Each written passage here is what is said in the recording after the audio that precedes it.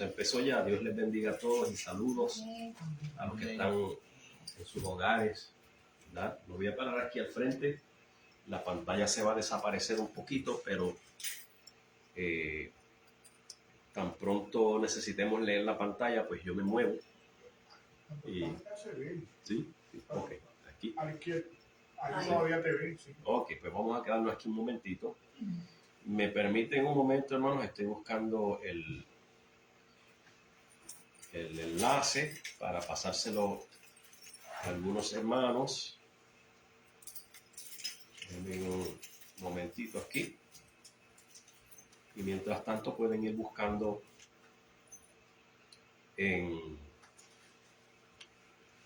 Deuteronomio capítulo 32, que es el que estamos discutiendo, el cántico profético de Moisés. Aquí, ok, ese es el, ok, perfecto. Necesito el copy link. Ahí nos vamos. Y mando aquí. ¿Verdad? A ver si Sorali, que está ansiosa, ¿verdad?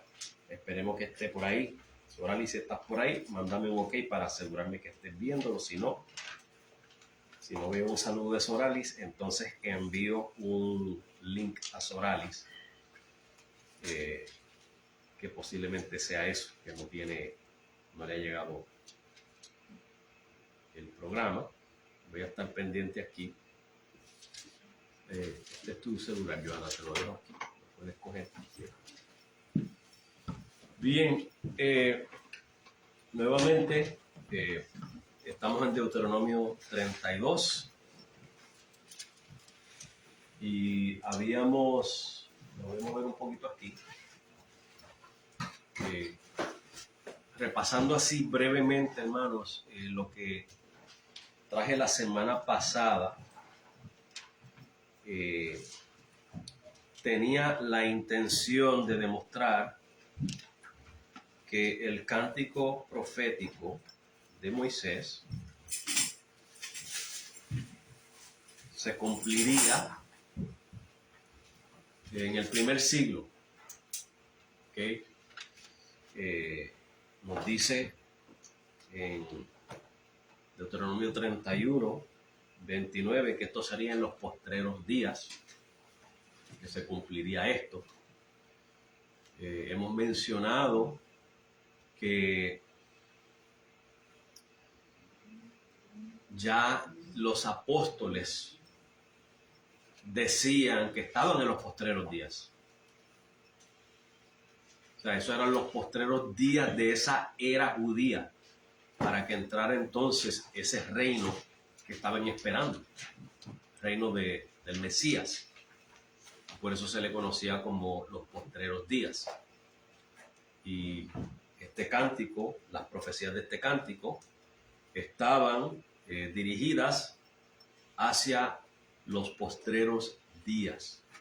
¿Okay? Hacia...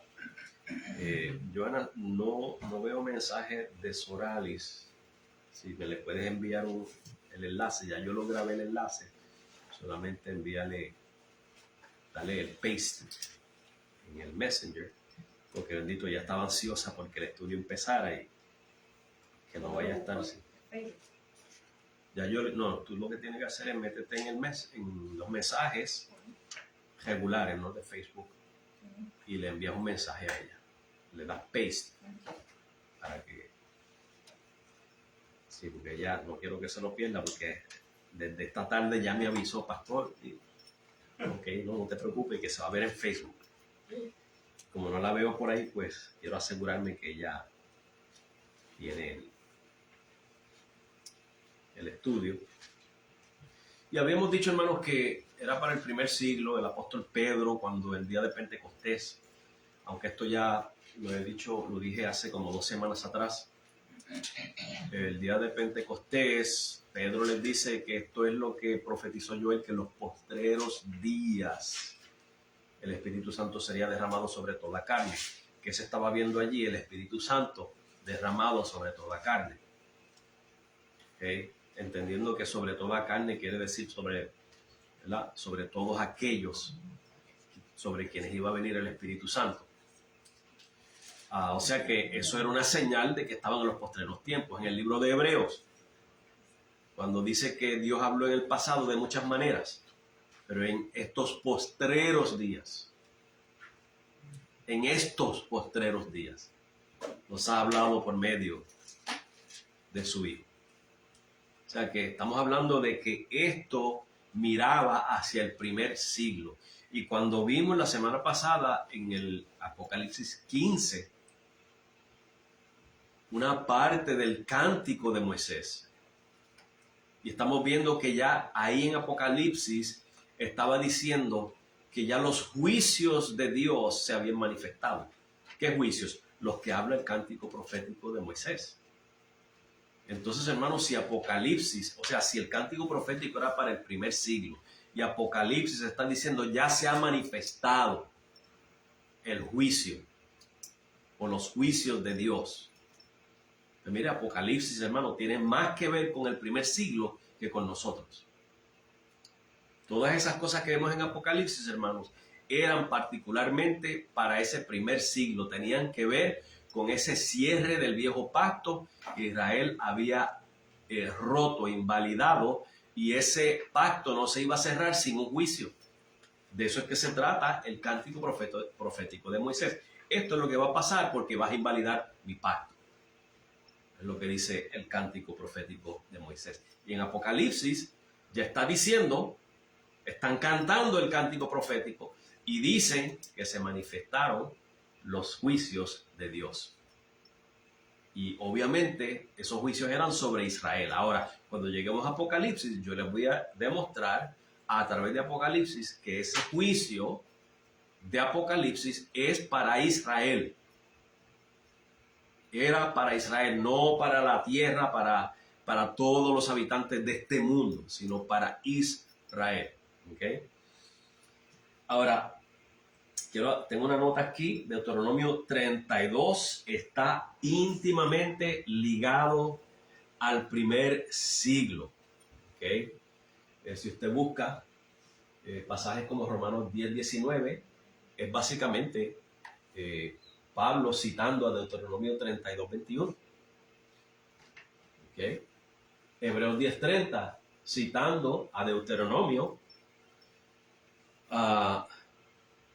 32, versículos 35 al 36. Y los leímos la semana pasada, solamente los estoy repasando, poniéndolos ahí, para que tengan una idea de que ya los apóstoles estaban diciendo, mira, esto que dijo Dios en el cántico profético ya se está dando. ¿Okay? Ajá, cuando usted dice está ligado, íntimamente ligado al primer siglo, al primer pacto. No, al primer siglo me refiero el primer siglo comienza cuando nace Jesucristo. Okay. Sí, el primer siglo después de Jesucristo viene siendo. Ese es el primer siglo, 2000 años atrás. Okay. Si vamos a hablar de esto, Moisés escribió esto como 1400 años atrás. O sea, no 1400 años, 4400 años atrás, mejor dicho. Quiere decir que Moisés escribió esto en el siglo XV antes de Cristo. Antes de Cristo escribió él eso. En otras palabras, algunos 1400 antes, y contamos hacia el frente, 1400, nace Jesús, ¿ok? Y ahí comienza el primer siglo, después de Cristo. Lo que conocemos como el siglo I, II, III, estamos en el siglo XXI después de Cristo. Pues cuando estoy diciendo que está íntimamente ligado al primer siglo, es que esa profecía era para 1400 años después, que caía en el primer siglo de Cristo, está ligado con ese siglo. O sea, la profecía era para ese siglo. Y en ese siglo, ¿qué ocurre? En el año 70 después de Cristo, Israel o Jerusalén es destruida, el templo es destruido. Exactamente como el cántico profético lo dice y como vamos a ver en el libro de Daniel.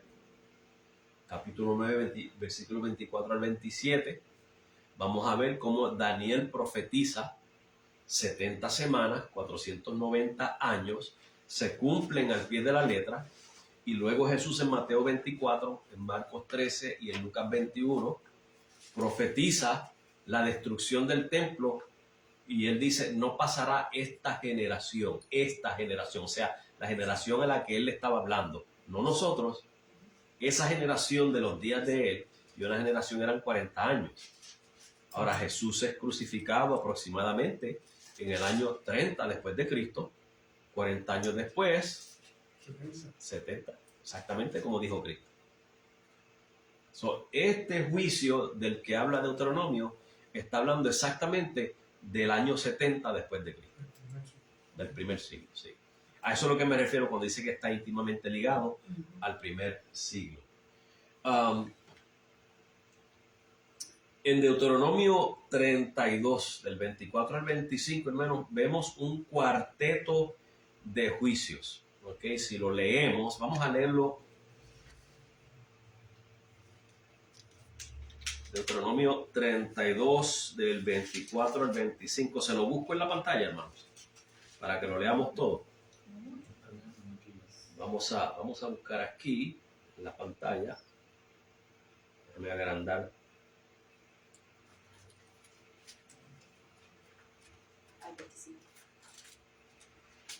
Ya.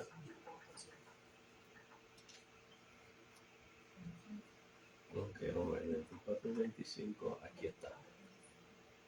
Bien, se ve ahí, lo agrando un poco más. Voy a agrandar un poquito más. Y quitar este anuncio de aquí.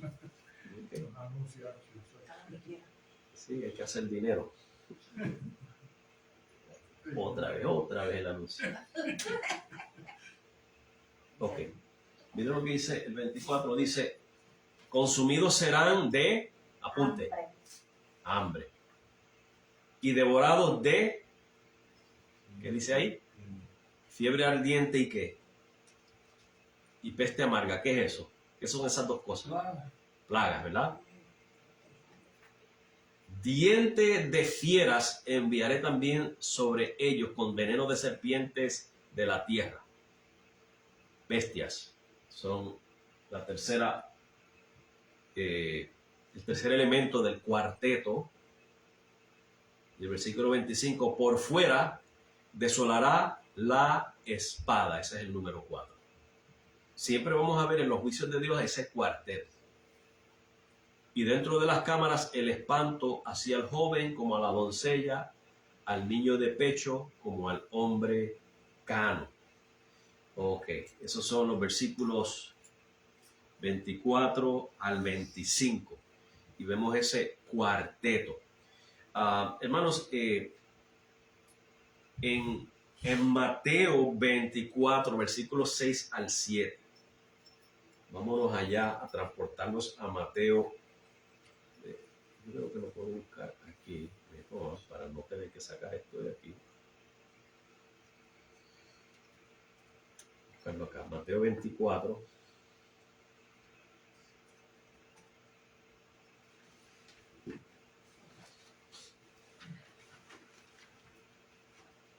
Versículos 6 y 7.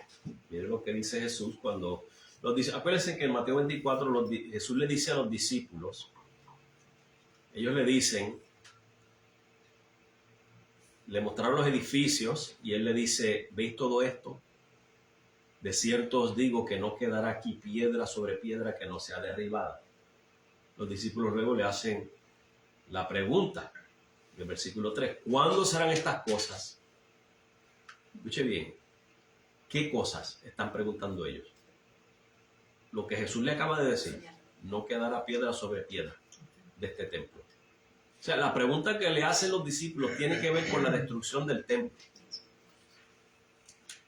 Todo el capítulo 24 de Mateo hace referencia a la destrucción del templo. Entonces dice,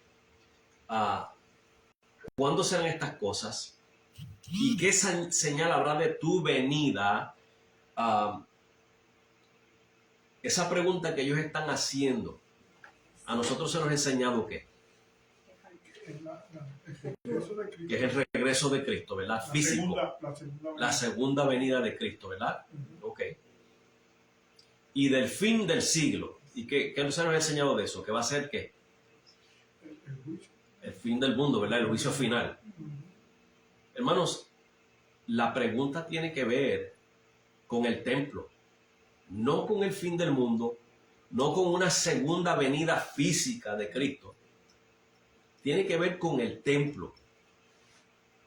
La venida de Cristo, usted va a ver en Daniel capítulo 7, que Daniel ve esa visión donde uno como hijo de hombre, ¿okay?, viene, pero no a la tierra, viene al anciano de días, que son imágenes simbólicas de Dios y de Jesucristo, su Hijo. ¿Okay? Y note que Daniel dice, viniendo hasta el anciano de días. No diciendo viniendo hasta la tierra, sino viniendo hasta el anciano de días. A eso es lo que se refieren los discípulos. O usted va a ver a través del Antiguo Testamento que cuando Dios usa ese vocabulario de venir en un contexto de juicio, no quiere decir que va a venir físicamente. Eso es un lenguaje, un vocabulario apocalíptico, un vocabulario que enseña o que manifiesta o expresa juicio. Vamos a ver más tarde, ahora no, pero a Egipto se le dijo algo similar, que Jehová vendría, que cabalgaba sobre las nubes, pero nunca Jehová se presentó. Ahora, vino juicio hacia Egipto, vino juicio, vino. O sea que la venida se refiere, ellos le están preguntando, ¿cuándo vamos a ver la señal de tu juicio? En otras palabras, y del fin del siglo. Mire que dice ahí siglo, no dice mundo.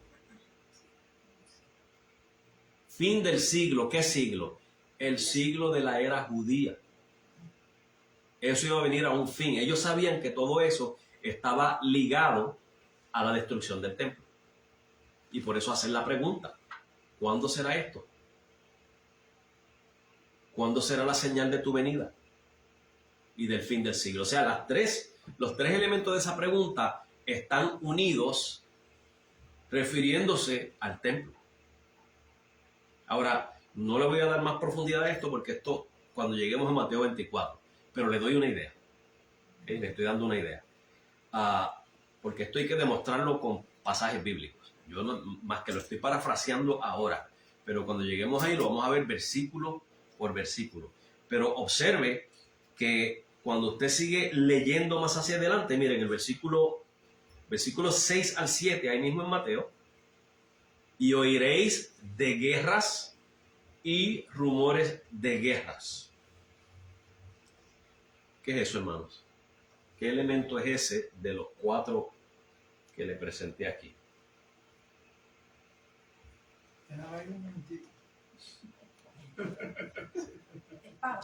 Espada. Las guerras vienen con espada, ¿no? Yes. Ya, lo cambio aquí. Miren esto. Mirad que no os turbéis, porque es necesario que todo esto acontezca, pero aún no es el fin. Porque se levantará nación contra nación, nuevamente espada, y reino contra reino. Y miren esto. Y habrá ¿qué? Pestes. ¿No es eso lo que dice Deuteronomio 32, 24 al 25? Cuando dice fiebre ardiente y de peste amarga. Pestes, o sea, plagas.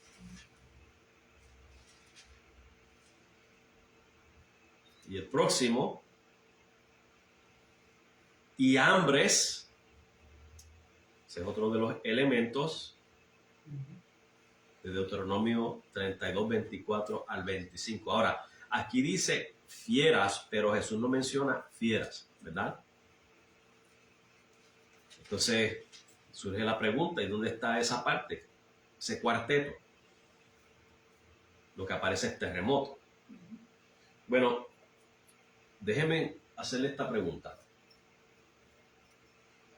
Si yo le hablo a ustedes de un ejército que va a rodear a los Estados Unidos, ¿usted espera que hayan elefantes y tigres y leones ahí rodeándonos también?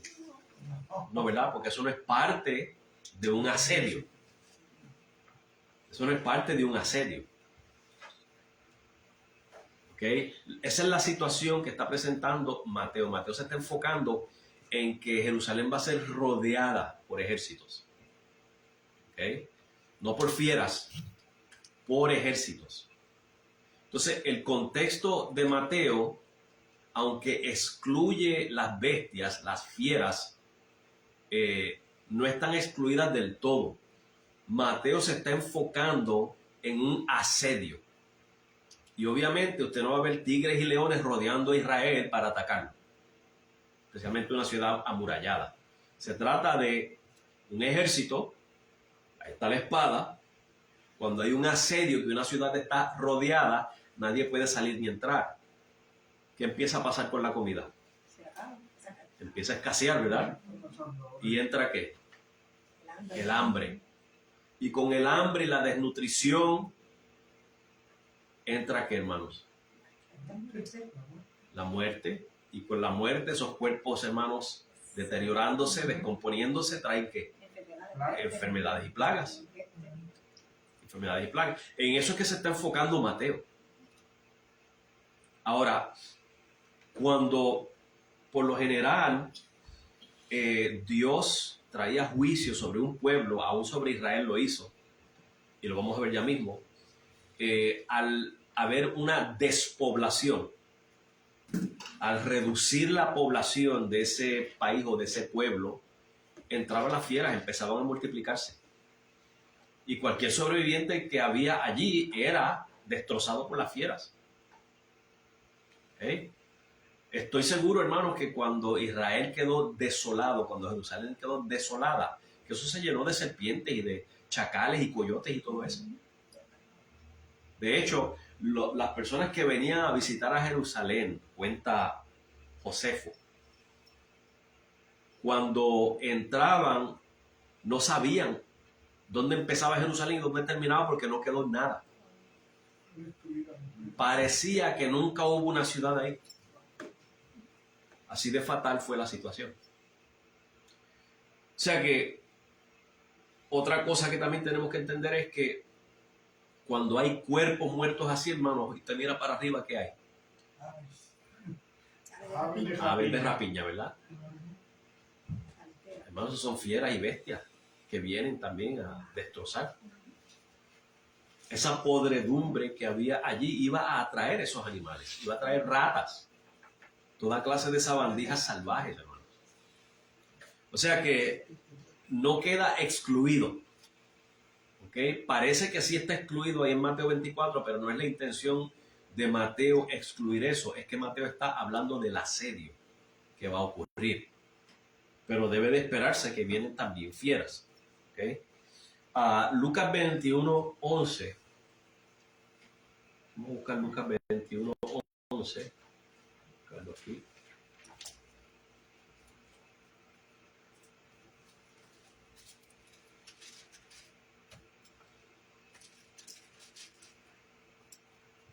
Dice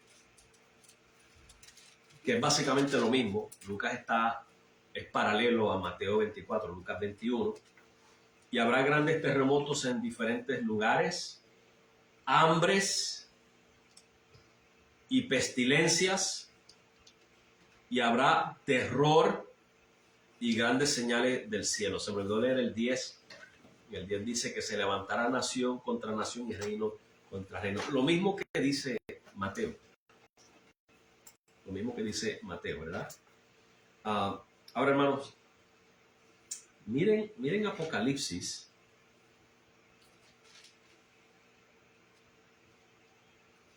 Apocalipsis 6. Y le voy a leer del 1 al 8. ¿Okay?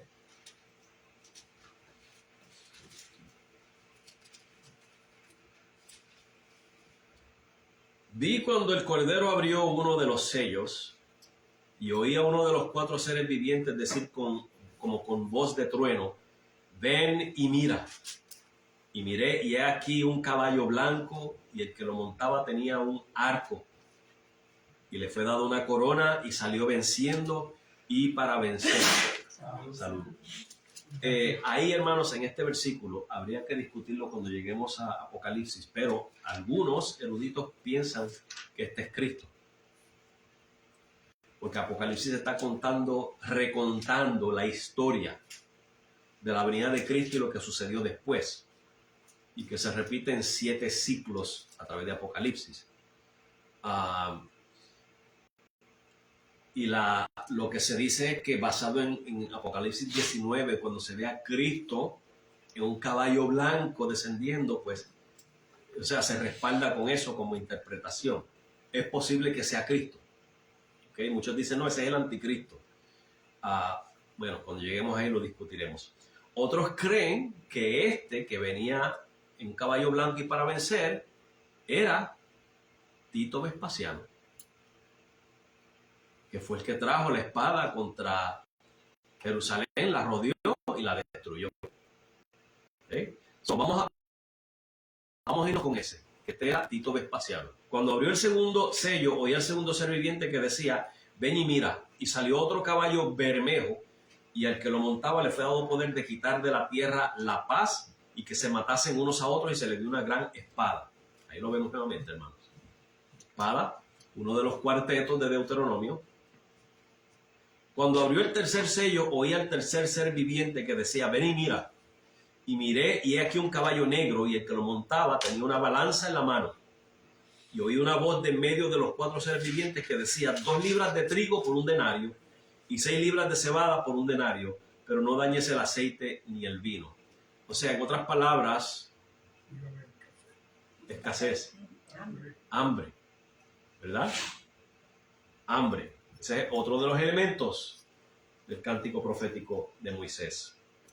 Versículo 7, y cuando abrió el cuarto sello, oí la voz del cuarto ser viviente que decía, ven y mira. Miré, y he aquí un caballo amarillo, y el que lo montaba tenía por nombre Muerte, y el Hades le seguía, y le fue dada potestad sobre la 4ª parte de la tierra para matar con espada, con hambre, con mortandad y con las fieras de la tierra. Ahí están los 4 elementos. ¿Estamos viendo, hermanos? Si Apocalipsis está hablando del primer siglo y lo conectamos ya a través del cántico en el capítulo 15, con el cántico profético de Moisés, entonces esos 4 elementos, hermanos, se llevaron a cabo en el primer siglo, en el año 70 después de Cristo.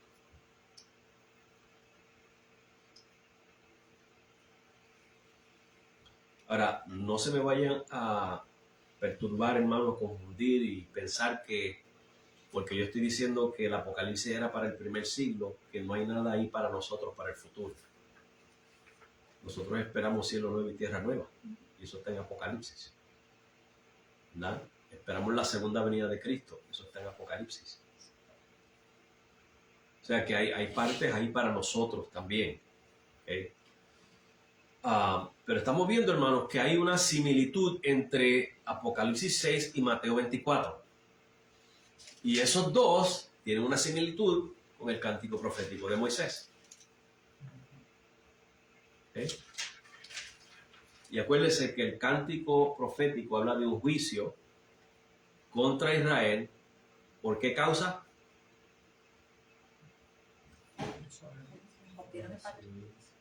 Desobediencia, invalidar el pacto, ¿verdad? No meramente desobediencia, aunque así es desobediencia, pero es una desobediencia que invalidó el pacto, ¿verdad?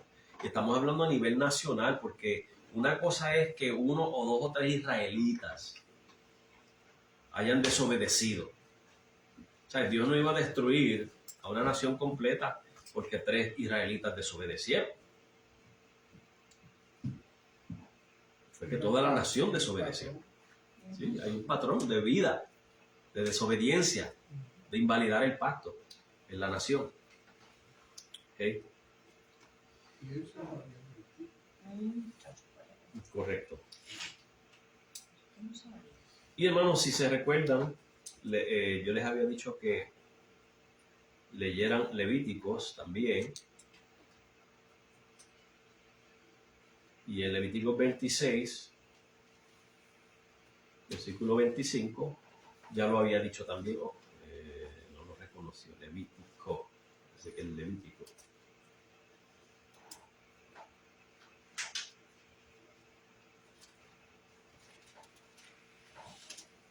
Levítico 26, 25, capítulo 26, versículo 25, dice: traeré sobre vosotros espada vengadora en vindicación del pacto.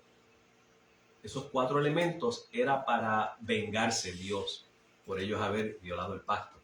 Y si buscaréis refugios en vuestras ciudades, yo enviaré pestilencia entre vosotros y seréis entregados en manos del enemigo. Y si usted sigue leyendo, pues va a haber descripciones ahí. Mire el versículo 33. Y a vosotros os esparciré entre las naciones y desenvainaré espada en pos de vosotros, y vuestra tierra estará asolada y desiertas vuestras ciudades.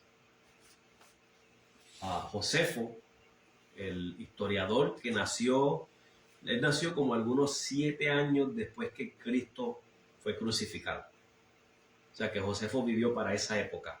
Él escribió precisamente las descripciones que él da, son esos. Quedó asolado, ahí no habían habitantes, quedó vacía Jerusalén, desolada, se convirtió en un llano, no quedó nada del templo, no quedó piedra sobre piedra. El muro que hay ahí ahora, que le llaman el muro de los lamentos, eso no era parte del edificio del templo, eso eran murallas que se habían construido alrededor, pero eso no era parte del templo. O sea, que la gente dice, no, la profecía no se cumplió porque ahí quedan unas paredes. Esas paredes no eran del templo. No hay rastro del templo, hermanos. Como Jesús lo dijo, no quedará piedra sobre piedra. Los romanos entraron enfurecidos ahí. ¿Sabes lo que es, hermanos? Estar meses fuera de su hogar, tratando con una gente rebelde, una gente que no querían rendirse. Y ellos pasando trabajo, ellos tratando de romper esas paredes, ellos tuvieron que crear llanos con árboles que ellos cortaron y cuanta cosa encontraban para poder llegar, subir los montes con su maquinaria, sus caballos y todo, para poder entrar a Jerusalén. Cuando esos soldados romanos entraron ahí, hermanos, entraron con furia, no perdonaban a nadie, mataban a mujeres y niños, ancianos, a cualquiera, hermanos. Y uno de ellos, del coraje, hermanos, Tito no quería destruir el templo, pero uno de ellos del coraje tiró una antorcha y el templo cogió fuego. Y entonces al templo coger fuego no lo pudieron apagar, y quedó destruido el templo. Lo destruyeron. Los romanos, hermanos, buscando oro, le abrían los estómagos a los judíos, vivos o muertos. Entraban con dagas y espadas y los cogían, hermanos, buscando oro, les abrían los estómagos. Porque una de las costumbres en tiempo de guerra era tragarse el oro para huir y luego después, cuando hacía las necesidades, recuperar el oro para poder sobrevivir. Hasta ese punto llegó eso, hermanos. O sea que cuando dice que Dios le iba a enviar la espada, se la enviaba de verdad. Se la envió porque se la envió. ¿Tienen todos esos versículos? ¿Los apuntaron? Okay. Vamos a las notas nuevamente. ¿Necesitan tiempo para apuntar algo aquí?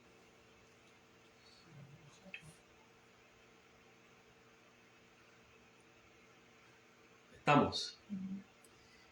O sea, este siempre ha sido el patrón del juicio por causa del pacto. Vamos a ver si esto es cierto, hermano. En Jeremías 14:12 dice, y esto viene siendo por la desobediencia, ¿ok? Cuando ayunen, yo no oiré su clamor, y cuando ofrezcan holocausto y ofrenda, no lo aceptaré, sino que los consumiré con espada, con hambre y con pestilencia. Ahora, eso no estaba hablando del primer siglo, eso estaba hablando de cuando Babilonia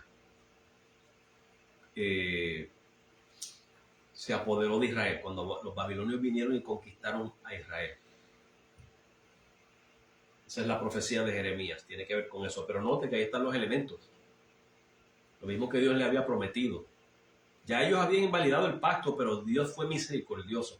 Dios fue un Dios de gracia, hermanos, que aunque los dejó ir cautivos a Babilonia, les prometió que los iba a regresar y los regresó.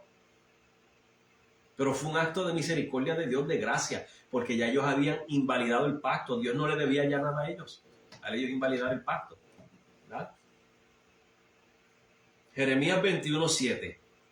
Después, dice Jehová, entregaré a Sedequías, rey de Judá, a sus criados, al pueblo y a los que le queden de la pestilencia, de la espada y del hambre en la ciudad, en mano de Nabucodonosor, rey de Babilonia, en mano de sus enemigos y de los que buscan sus vidas, y él los herirá a filo de espada, no los perdonará, ni tendrá compasión de ellos, ni tendrá de ellos misericordia. Todavía no he mencionado las bestias, pero viene, ya mismo viene, ¿ok? Para que vea que ese cuarteto nunca fallaba, ¿ok? Ezequiel 14:21. Por lo cual también Ezequiel está profetizando para cuando viniera Nabucodonosor, rey de Babilonia, a conquistar a Israel, a Judá. Por lo cual así ha dicho Jehová el Señor, cuánto más cuando yo enviare contra Jerusalén mis 4 juicios terribles: espada, hambre, fieras y pestilencia, para cortar de ella hombres y bestias. Mira lo que pasó, hermanos, en Segunda de Reyes, capítulo 17, versículos 24 al 25, cuando en el año 722 Asiria conquistó el reino del norte de Israel. Ustedes saben que los asirios deportaron a los israelitas y los mezclaron con otras naciones, y de ahí salen los samaritanos. Los samaritanos son personas que son mitad israelitas y mitad gentiles. Se mezclaron con los gentiles. Cuando Dios a través del rey de Asiria los saca de ahí, dice, y trajo el rey de Asiria a gente de Babilonia, de Cuta, de Aba, de Amat y de Sefarbaim, y los puso en las ciudades de Samaria, ahí en Israel, en lugar de los hijos de Israel. Y poseyeron a Samaria y habitaron en sus ciudades. Y aconteció al principio, cuando comenzaron a habitar allí, porque no había mucha población, que no temiendo ellos a Jehová, envió Jehová contra ellos leones que los mataban. ¿Estamos viendo, hermanos? Fieras. Fieras. Ahora, ya vimos ese patrón cuádruple en Mateo 24 y Apocalipsis 6, pero ahí lo tienen, ¿sí? Para que lo apunten, si no lo apuntaron. Y lo que vemos ahí en rojo, nación contra nación y reino contra reino, eso es espada. Pestes son las plagas, y hambres. Y dice, y terremotos, pero fíjense que es terremotos en diferentes lugares, no necesariamente en Jerusalén, en diferentes lugares. ¿Por qué no se mencionan las bestias ahí, hermanos? Como les había dicho, otra de las explicaciones, fíjense, es que los judíos en ocasiones usaban una economía retórica, una manera de ellos comunicar algo. Y eso es una práctica en los escritos bíblicos que expresa una idea completa, pero citando solamente una parte de la frase o la fórmula. Por ejemplo, ¿en qué piensa usted cuando yo digo I'll be back? Arnold Schwarzenegger. En Arnold Schwarzenegger. Dame un poquito más de información. ¿Qué más? La película que hizo. ¿Película? ¿Cuál película? Terminator. Ok. ¿Qué más me puede decir? Quieren acabar con la humanidad. Quiere acabar con los... ¿Viste? Con solamente decir eso, Ustedes saben de qué estoy hablando, ¿verdad? Arnold Schwarzenegger haciendo el papel de Terminator en una película donde él es un robot que quiere matar a la humanidad, ¿verdad? Una frase nada más sirve para saber de qué se está hablando. Esta otra, que la fuerza te acompañe. ¿De qué película es esa? Una película de los 70. Yo nunca las vi. Star Wars, ¿no? Star Wars, la guerra de las galaxias.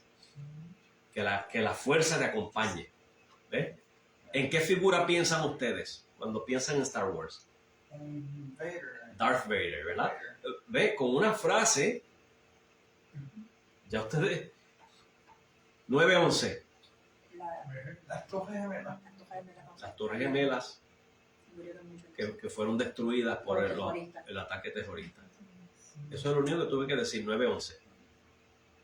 Vemos, hermano, que una pequeña frase es suficiente para expresar o manifestar una idea más amplia.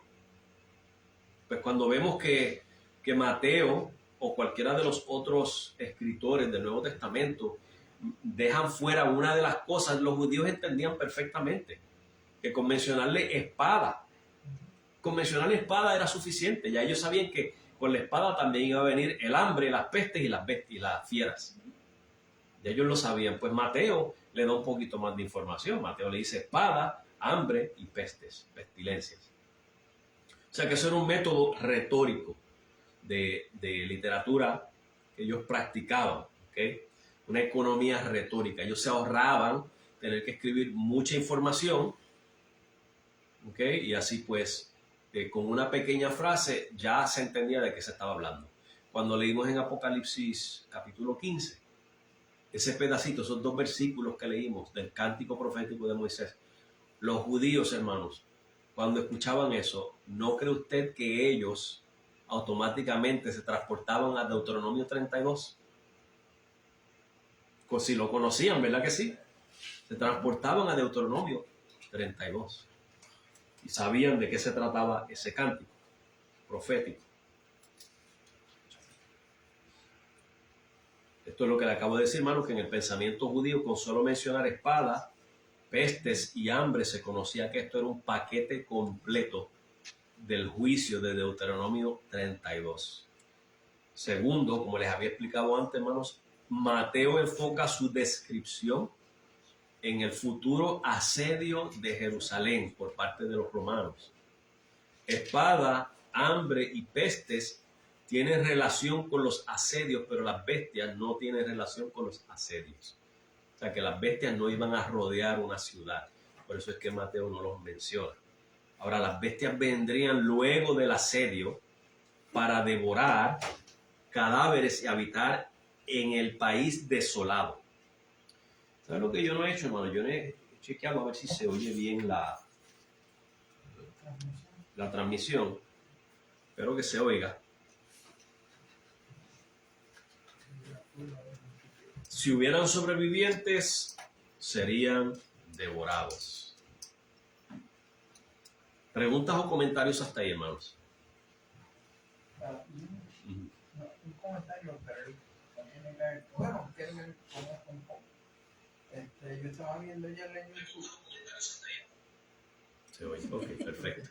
Estaba viendo ayer en YouTube. Yo no sé si yo te envié el video. Ah, Que hay un señor ahí que está predicando, diciendo lo mismo que tú estás dando el estudio ahora. Él dice que el Señor vino ya y reinó los 1000 años. Y yo dije, contra, mira lo mismo que está diciendo yo, lo que está hablando. sí. Y él dice que están divididos la religión evangélica por eso. Sí, Porque sí. han puesto eso en el internet y tienen una confusión tremenda. Y él dice que para él ya él vino, lo mismo que tú dices. Sí. Y que el reino de los 1000 años ya sucedió, que eso era para ese entonces, no para ahora. Bueno, la postura mía, el reino todavía está. Sí. Ahora, cuando dice que él vino, no estamos hablando de que él vino físicamente. No, O sea, estamos esperando que él venga físicamente, Right. eso sí lo estamos esperando. Pero, no sé si esa persona, yo creo que yo lo vi, no me recuerdo bien, o no lo puedo abrir, no me recuerdo, tengo que investigar. No voy a investigar el nombre de él. Sí, entendido de él. Sí, porque el asunto es que cuando se está hablando en Mateo 24 de la venida del Hijo del Hombre, está hablando de venir en un sentido judicial, en un sentido de juicio, de la ira de Dios contra un pueblo específico, una nación, lo que sea. En este caso era contra Jerusalén, que Jesucristo iba a venir en ira para vindicar la traición de ellos. De hecho, usted se lee de Mateo 21 en adelante y usted empieza a ver ya los juicios que Jesús está pronunciando contra Jerusalén. Y el capítulo 23, si no me equivoco, creo que es que empieza a hablarle de las maldiciones a los fariseos. Ay de vosotros, fariseos y escribas, ay de vosotros, ay de vosotros. Y menciona una serie de maldiciones contra ellos. O sea, ya básicamente estaba sellado, la ruina de ellos estaba sellada. Y en el capítulo 24 es cuando Jesús le dice a ellos, no, si esto va a ser destruido, no va a quedar piedra sobre piedra en todo esto. ¿Sí? Hay una confusión entre el evangelio y el Sí. dividido en eso. Sí, porque el problema es que están los futuristas creen que todo esto que yo estoy hablando es para el futuro. Y entonces al escucharme a mí hablando así, dicen, ese es un loco. Así le dicen a él. Ese es un loco, ese no sabe lo que está diciendo. Ese no lee las escrituras, pero con las escrituras es que lo estoy demostrando, hermano. Es con las escrituras que lo estoy demostrando. O sea, y yo no tengo problema con el futurismo. Porque en el futurismo, por ejemplo, el futurismo historicista, que es una postura histórica, la iglesia, los primeros cristianos, muchos de ellos la mayoría eran futuristas. Y había una minoría que no era futurista, que creían lo mismo que yo estoy diciendo ahora. Pero ellos no se peleaban entre sí. Creo que fue uno de estos primeros cristianos, no sé si fue Ireneo, tengo que buscarlo. Él decía que aunque nosotros esperamos un reino en el futuro, hay hermanos, le llama hermanos, no le llama herejes, no le llama falsos maestros. Hay otros hermanos de buena doctrina que creen diferente a nosotros. O sea, estaba la postura que yo entiendo y estaba, o sea, el amilenialismo, que ya el reino estaba establecido. Lo que pasa es que el reino es espiritual. Los futuristas ven el reino como físico, material. Eso es lo que diferencia básicamente, una de las diferencias, mejor dicho. Pero luego lo que sucede es que en los años 1800 se levanta dentro del futurismo el dispensacionalismo. Y el dispensacionalismo está lleno de huecos. De hecho, debería de preparar algo para demostrarle a ustedes todos los huecos que tiene el dispensacionalismo. El futurismo historicista es más coherente, porque se basa más en lo bíblico que en especulaciones. El problema del futurismo es que se basa en especulaciones. Usted tenía un Hal Lindsey que escribió un libro donde él dice que las langostas de Apocalipsis eran helicópteros Apaches. Y describiendo tanques y cohetes y el problema del dispensacionalismo es que ellos dicen que la Biblia hay que interpretarla literal. Bueno, pues si hay que interpretarla literal, cuando llegamos a Apocalipsis y hablamos de langosta, se supone que sea langosta, eso es literal, ¿no? Claro, yo no creo que eran langostas literales, pero si vamos a ser literales, ahí ellos no están siguiendo su propia regla, porque ahora empiezan a usar símbolos. No, es que eso simboliza helicópteros. No, pero esto no se supone que sea literal, según ustedes. ¿Entiende? El dispensacionalismo es inconsistente. ¿Saben lo que es el dispensacionalismo, verdad? Es esta postura de interpretación bíblica que divide la Biblia en 7 dispensaciones. Pero entonces ellos dividen a Israel y a la iglesia como 2 pueblos de Dios separados, cosa que la Biblia no enseña. Dios tiene un solo pueblo, no tiene 2. Dios tiene una esposa, no 2. Una esposa, no 2. Además, usted lee en Gálatas, donde dice que, y en Romanos, que que Israel sería echado fuera, porque no puede heredar juntamente con la esposa. O sea que el dispensacionalismo tiene serios problemas, hermanos, serios problemas. Parece lógico cuando usted lo escucha, pero a la luz de las escrituras, cuando usted se empieza a analizar, hermano, y por eso es que yo llegué a estas conclusiones que tengo, porque había muchas cosas que en el dispensacionalismo no me tenían sentido. Y yo le doy gracias a Dios por el pastor que tuvimos aquí, porque fue uno de los mensajes de él, que eso como que me despertó a mí la mente, donde en Mateo 24 dice que la abominación desoladora, cuando veáis la abominación desoladora, y todo el mundo decía, ese es el anticristo. Pero el pastor citó a Lucas, donde dice que eran, cuando veáis a Jerusalén rodeada de ejércitos, esa es la abominación desoladora. Los ejércitos romanos que rodearon a Israel.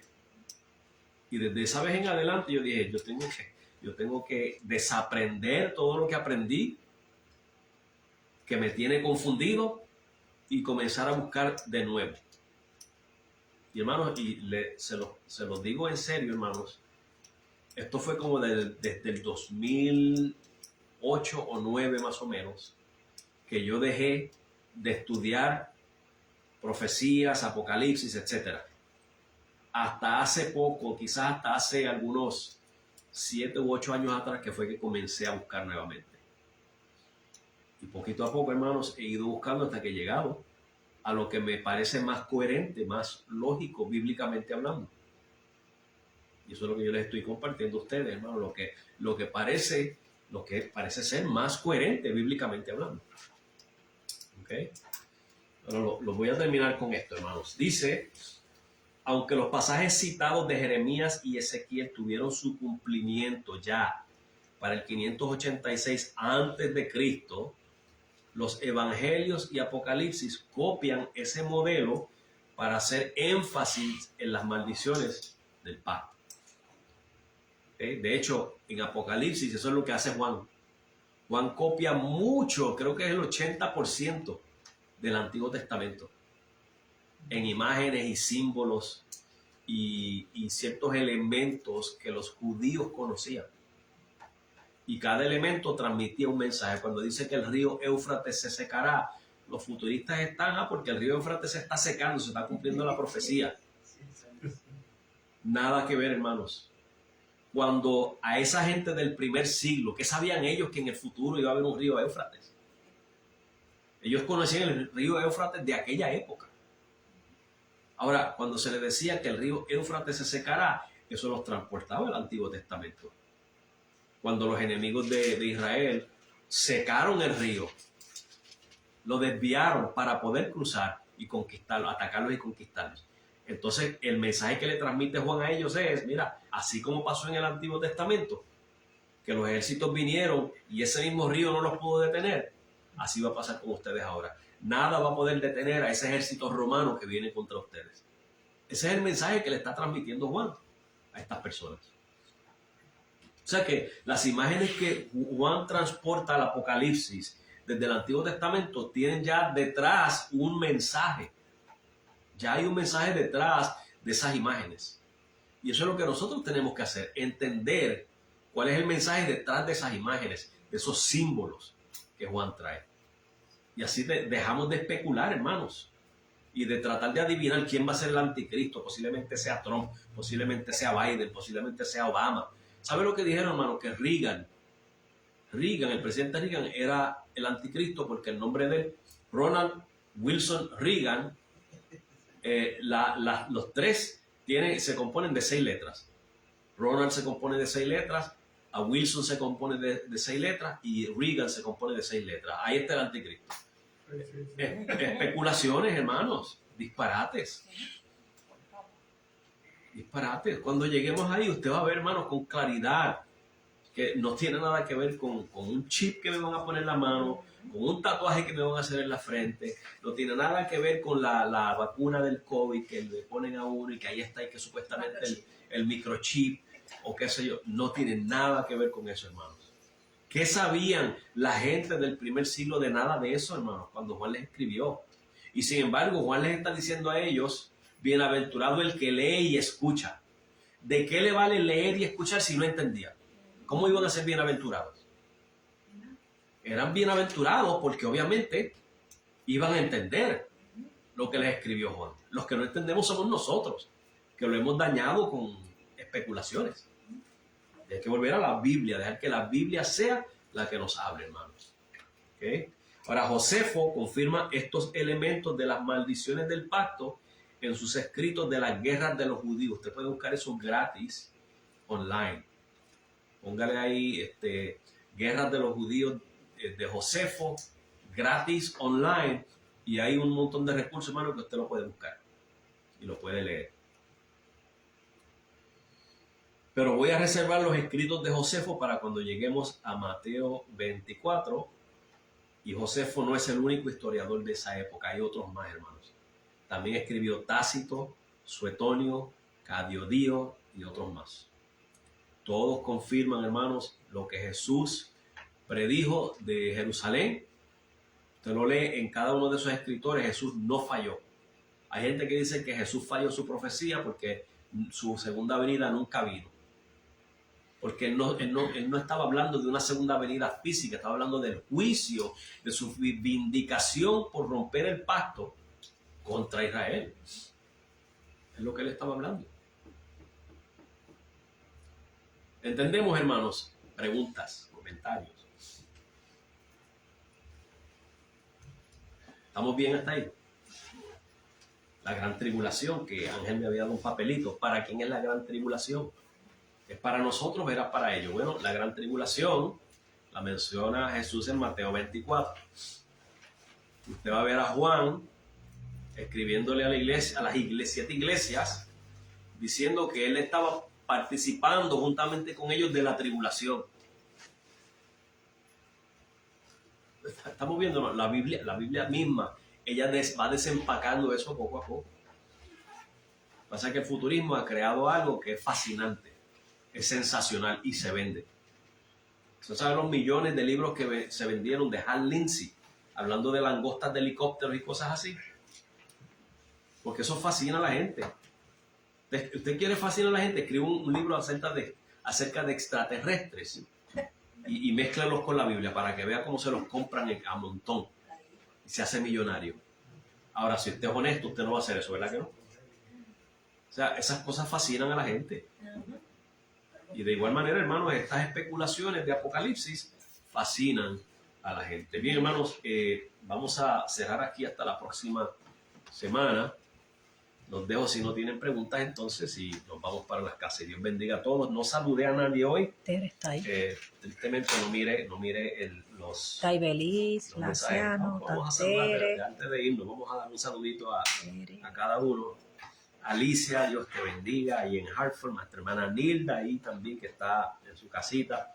Soralis, ahí está el saludo de Soralis, Dios te bendiga, Soralis. Wilmer Andrés Saltarín León, Dios te bendiga, creo que eres de Colombia, ¿verdad, Wilmer? Se me ha olvidado. Y Tere González Sayas, Dios te bendiga, Tere. Carlitos no está aquí hoy, está por Pensilvania. Y Así que Belis. espero que hayan... ¿Qué? Y Belis. Oh, Las- no la veo aquí. Las Es que este teléfono no me deja, pero saludos y Belis. y Eric García. Eric García, Dios te bendiga, saludos. ¿Quién más? Hasta ahí yo creo. Hasta ahí, ok.